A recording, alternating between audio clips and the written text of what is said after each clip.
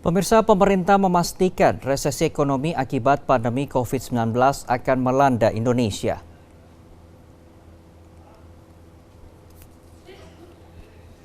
Hal tersebut disampaikan Menteri Keuangan Sri Mulyani di Jakarta.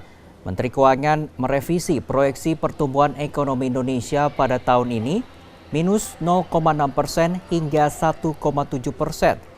Namun proyeksi ini lebih parah dari sebelumnya yang mematok PDB minus 0,2% hingga 1,1%. Dengan kondisi pertumbuhan ekonomi yang minus pada kuartal 3, maka dipastikan Indonesia akan mengalami resesi setelah mengalami pertumbuhan negatif pada kuartal kedua.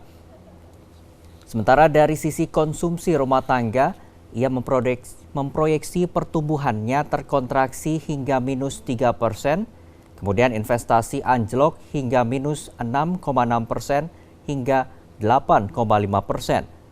Hal ini disebabkan pandemi COVID-19 masih menekan ekonomi dalam negeri seiring dengan meningkatnya kasus penyebaran virus corona. Namun perkiraan itu masih sangat bergantung dengan perkembangan kasus COVID-19 di dalam negeri yang banyak memengaruhi aktivitas ekonomi.